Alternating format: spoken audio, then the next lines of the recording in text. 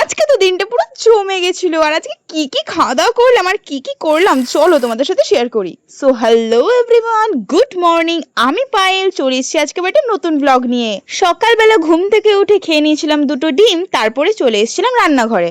রান্নাঘরে এসে দেখছি সব কাটাকুটি কমপ্লিট, কারণ আমাদের বাড়িতে আজকে একটা খাবার রান্না হচ্ছে যেটা খেতে আমরা সবাই ভালোবাসি। মোটামুটি পরিষ্কার করে রাখা মাংসটা এখন আমরা ওই পেঁয়াজ আর টমেটো ভাজার মধ্যে দিয়ে দিলাম, দিয়ে ওটাকে একটু ভাজা ভাজা হতে দেবো। ততক্ষণে আমরা শিল নোড়ায় আদা রসুন পেস্ট করে নিচ্ছি, সেটাকে আমরা দিয়ে দিলাম আমাদের রান্নার মধ্যে। তারপরে হলুদ গুঁড়ো, চিনি, নুন, লঙ্কার গুঁড়ো সব রকম মশলা দিয়ে এটাকে ভালো করে কষিয়ে নেবো। আর তোমাদের বেশি কিছু বলছি না, কারণ এই মাংস রান্না তো সবাই জানো মোটামুটি, তাই এটার রেসিপি ব্লগ দিলাম না। যদি তোমাদের কোনোদিনও লাগে তো দেবো। আর এক্সট্রা কিছু কিছু ইউজ করেছিলাম তো সেটা আমি বলছি। তারপর এখানে করা হয়েছিল পেঁয়াজের বেরেস্তা, আর এখানে রয়েছে আলু। হ্যাঁ, তোমরা ঠিকই গেস করেছো গাইস, আজকে হচ্ছে বিরিয়ানি। ওফ, মাই ফেভারিট। যাই হোক, আমি ডায়েট করছি তো তার মধ্যে যদি বাড়িতে বিরিয়ানি হয় তো আমি কি করে আটকাবো বলো গাইস, নিজেকে আমি কি করে আটকাবো?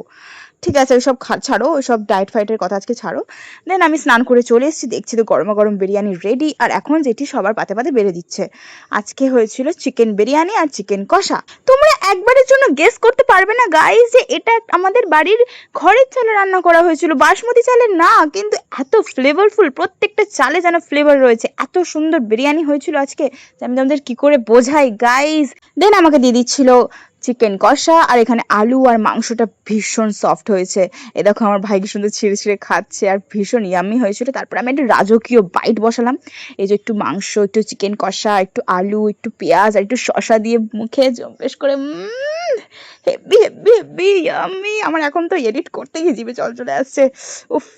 তো চলো খাওয়া দাওয়াটা করে নিই, কিন্তু আমার তো ভীষণ গিল্ট হচ্ছিল, কারণ আমি তো ডায়েট শুরু করেছি না, তোমাদের তো বলেইছিলাম। তো গিল্টে এতই আমি ভুগেছি যে আমাকে সঙ্গে সঙ্গে বিকেলবেলা হাঁটার কথা আমি ঠিক করলাম যে না, আমাকে আজকে হাঁটতেই হবে, আমাকে কার্ডিও করতেই হবে, বাড়িতে বসেই আমাকে করতে হবে, আমাকে ওয়েট করলে চলবে না। আর এদিকে দেখো আকাশটা এত সুন্দর লাগছে, এত প্রিটি কি করে হতে পারে আকাশ বলো তো। তারপর আমি একটু কার্ডিও করছিলাম, মানে আমি নাচ করতে করতে। তো চলো টাটা বাই।